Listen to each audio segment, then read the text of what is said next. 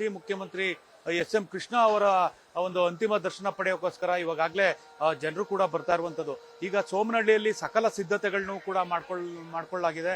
ಏನು ಬೆಂಗಳೂರಿಂದ ಈಗ ಸೋಮನಹಳ್ಳಿಗೆ ಪಾರ್ಥಿವ ಶರೀರ ಬರುತ್ತೆ. ಪಾರ್ಥಿವ ಶರೀರ ಬಂದ ತಕ್ಷಣ ಯಾವುದೇ ತರವಾದ ಅಡಚಣೆಗಳಾಗಬಾರ್ದು, ಎಲ್ರಿಗೂ ಕೂಡ ಪಾರ್ಥಿವ ಶರೀರದ ಅಂತಿಮ ದರ್ಶನ ಪಡೆಯೋಕ್ಕೋಸ್ಕರ ಎಲ್ಲಾ ವ್ಯವಸ್ಥೆಗಳನ್ನು ಕೂಡ ಜಿಲ್ಲಾಡಳಿತ ಮಾಡಿರುವಂತದ್ದು. ಏನಪ್ಪಾ ಅಂದ್ರೆ ಯಾವುದೇ ಒಂದು ನುಗ್ಗಲಾಗಬಾರ್ದು, ಶಾಂತಿಯುತವಾಗಿ ಈ ಒಂದು ಅಂತಿಮ ದರ್ಶನ ಪಡಿಬೇಕು, ಎಸ್.ಎಂ. ಕೃಷ್ಣ ಅವರ ಅಂತಿಮ ದರ್ಶನ ಪಡಿಬೇಕು ಅಂತೇಳಿ ಎಲ್ಲ ರೀತಿಯ ಒಂದು ವ್ಯವಸ್ಥೆಗಳನ್ನು ಕೂಡ ಮಾಡಿರುವಂತದ್ದು.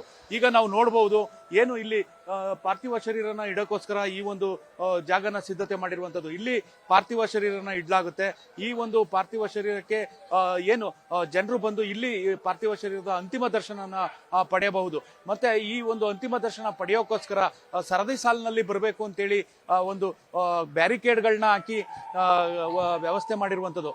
ಏನು ಬಂದಂತ ಜನಗಳು ಒಂದು ಕಡೆಯಿಂದ ಬಂದಂತ ಜನಗಳು ಈ ಒಂದು ಇದರಲ್ಲಿ ಬಂದು ಬ್ಯಾರಿಕೇಡ್ ಮೂಲಕ ಬಂದು ಮತ್ತೆ ವಾಪಸ್ಸು ಹೊರಗಡೆ ಹೋಗೋಕ್ಕೂ ಕೂಡ ವ್ಯವಸ್ಥೆ ಮಾಡಿರುವಂತದ್ದು. ಅಂದ್ರೆ ಯಾವುದೇ ನುಗ್ಗಲಾಗಬಾರ್ದು ಅಂತೇಳಿ ಅಂದ್ರೆ ಬೆಂಗಳೂರು ಮೈಸೂರು ಹಳೆ ಹೆದ್ದಾರಿ ಏನಿದೆ ಅಲ್ಲಿಂದನೂ ಕೂಡ ಬ್ಯಾರಿಕೇಡ್ಗಳನ್ನ ನಿರ್ಮಾಣ ಮಾಡಿ ಸರದಿ ಸಾಲಿನಲ್ಲೇ ಬರಬೇಕು. ಬಂದಂತವ್ರು ಪಾರ್ಥಿವ ಶರೀರದ ಅಂತಿಮ ದರ್ಶನ ಪಡಿಬೇಕು.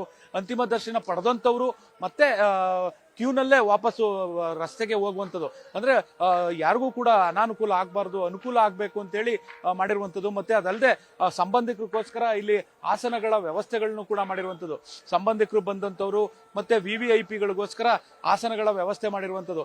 ಇಲ್ಲಿ ಪಾರ್ಥಿವ ಶರೀರದ ಮುಂದೆನೆ ಅವರ ಸಂಬಂಧಿಕರೆಲ್ಲರೂ ಕೂಡ ಇಲ್ಲಿ ಕೂರೋಕೆ ಒಂದು ವ್ಯವಸ್ಥೆ ಮಾಡಿದ್ದಾರೆ. ಮತ್ತೆ ಅದಲ್ಲದೆ VVIPಗಳಿಗೂ ಕೂಡ VVIPಗಳಿಗೂ ಕೂಡ ಒಂದು ಆಸನದ ವ್ಯವಸ್ಥೆಗಳನ್ನ ಮಾಡಿರುವಂಥದ್ದು.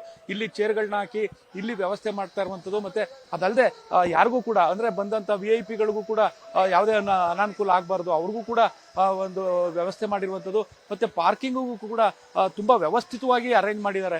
ಅಂದ್ರೆ VIP ಪಾರ್ಕಿಂಗ್ ಆಗ್ಬೋದು, ಮತ್ತೆ CM ಕಾನ್ವೆ ಆಗ್ಬೋದು, DCM ಕಾನ್ವೆ ಆಗ್ಬೋದು, ಇದಕ್ಕೂ ಕೂಡ ಒಂದು ವ್ಯವಸ್ಥೆಗಳನ್ನ ಮಾಡಿರುವಂಥದ್ದು.